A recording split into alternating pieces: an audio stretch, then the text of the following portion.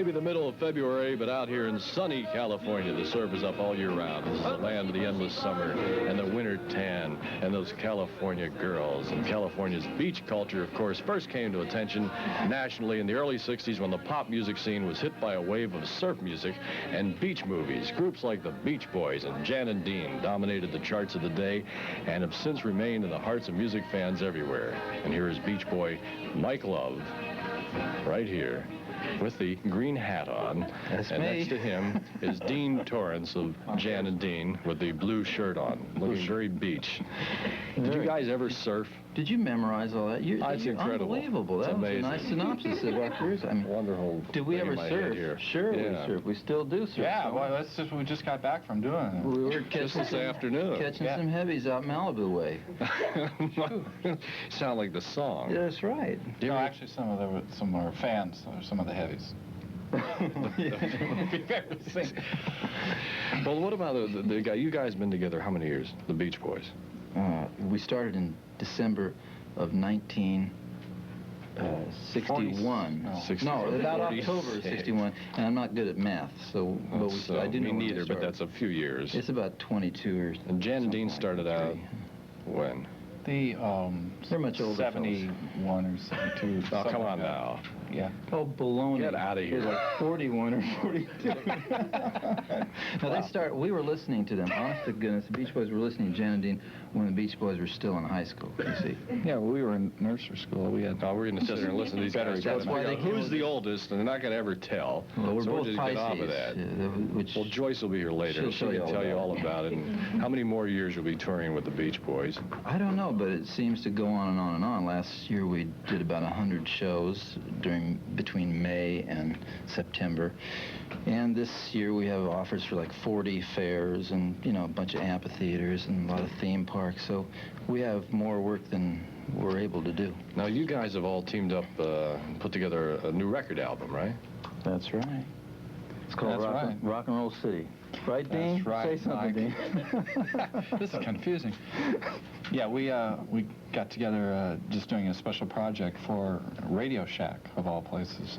Radio Shack had a Beach Boy Jan and Dean album that did very well.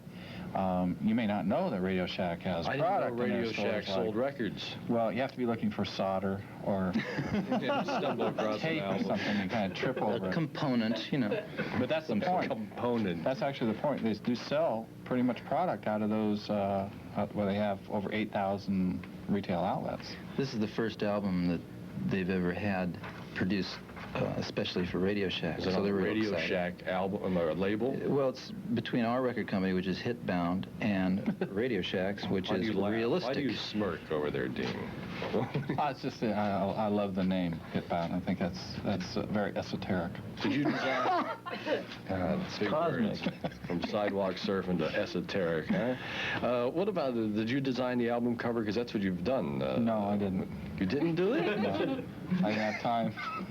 Because that was your business after what? After you and Jan split up? That was my business, but they didn't ask me to They do didn't it. split up. Jan cracked up. See, We had a problem there. But they did tour. They had a movie out called Dead Man's Curve, and it stimulated or rekindled interest. That was in a Jan great and Dean. movie, by the way. It was good. Oh, thank you. Our company now owns the rights to the Superstation. We ran it last summer, I think. Yeah, this summer. I stayed home on a beautiful Saturday afternoon to watch it for a second time. Crazy. It got the best ratings of anything music-oriented that's been done. And that sparked the get-together again. Yeah, well, To they go went on on tour with the Beach Boys, and we've been friends for years, so I called Dean to say, let's do this album project. Radio Shack wants something done for them specifically, so I asked Dean to help out, which he did, of course, in his own anemic boy. So what songs are on the album? Are you going to do the old Beach Boys stuff again or new things? Well, Or we Jan and Dean really records? did tunes that were kind of our favorite tunes from the 60s that we probably wouldn't readily be associated with. We thought that was kind Like of what? clever. Like what? We stayed away from Surf City, Like Surfing USA, like that, and what we did was we did, for instance, I did, instead of My Boyfriend's Back, no, we did Her Boyfriend's Back. And we know a lot about that. We're experts in that. we did favorite songs, which basically were #1 songs, which we felt went to #1 because of the song itself, and that are fun songs, like we did The Locomotion. Dean did Wild a lot of Thing. things from the 60s. Yeah, primarily. And the people that go to Radio Shack ordinarily are, you know, usually guys from, what, 20... Late 20s to early, well, late 20s to actually late 30s is their demographic period. So most of the people that would be going through Radio Shack, those titles should mean a lot to them. On their way to the component show. They can relate to that music as we can, and we enjoy doing it. You are from where, Barbara, originally? Here. You are, so you have been a Hey, Beach Boy and Jan Dean fan? This is a So California sure. girl. California girl, all right. I wish they Now, all what could school be did you go California to? girls. Hollywood High. Oh, hi. We just played Stephanie Powers' Homecoming at Hollywood High. right. Yeah? Yeah, a couple months ago. It was a lot of fun. They decked out the whole gymnasium in crepe paper and stuff. We had a real good time. Mike So you and Dean did. and the Endless Summer Beach Band. We did. We were there. We're going to take a little break and come back. Barbara has to leave, unfortunately. Yes. But thanks for staying with us for a Sure, while. Good sure. luck with the entity. Thanks. Okay? And, of course, we'll be back with Dean Torrence and Mike Love and talk more about Surfin' USA and Radio Shack's new record division. So stay with us. We're gonna take real soon. We're waxing down our surfboard. We can't wait for June. We'll all be gone for the summer. We're on safari to stay. Tell the teacher we're surfing USA. We're back. These guys are crazy. How's Jan doing? Dean? Oh, Dean, don't read the questions over there. I was going to read them so that I would be prepared. You can read they hold the questions up Yeah. over there. Okay. Idiot cards. Just want to make sure it's all spelled properly because I've already caught a few typos. Yeah, they got it on a card as Stan and Dean.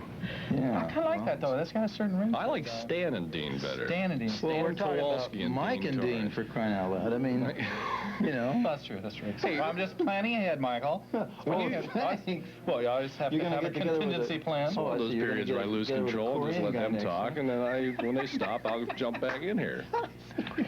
When you guys were doing all the beach songs in the 60s, were you competitors or did you get along? Yes.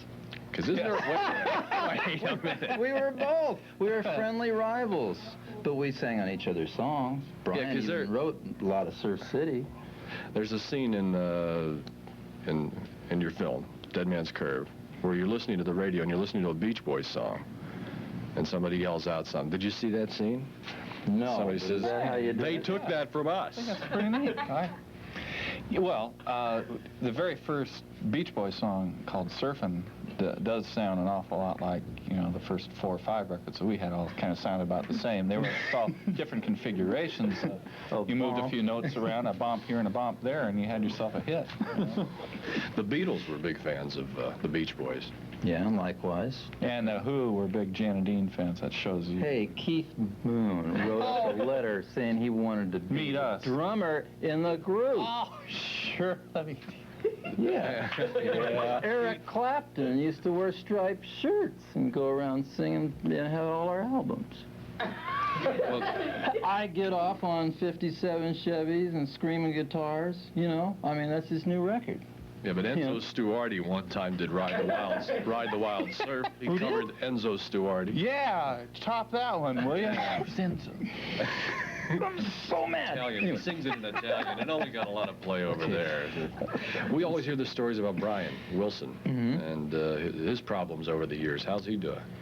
I think he's doing great right now. He's just recently become involved in a program that's total, you know, mental, physical, a purification thing. He's lost about 40 pounds. He was really overweight. He's an obsessive person. At one time, an excessive person. I mean, at one time he was excessively into music, and came out with what eventually became one of the most successful writing careers ever. And then he got excessively into some drugs, then excessively into eating the last few years, so he was really heavy. But now he's lost about 40 pounds, and he's on the way to, I think, a real good sound recovery. And I'm looking forward to seeing him, in fact, this weekend. So he doesn't tour with the group then when you guys go out? He's toured the last couple of years, but then recently we said, look, we want you to get healthy and then come back and tour with us. I think it's more important that he enjoys life and himself as much as the people are enjoying his music. And that's what we more or less came together as a group and decided that he should get himself together, which he's doing. Yeah, when you saw this happening to him, when the group was doing all the hits and everything, and you saw him going off on the deep end or whatever, how did that affect the group as a whole?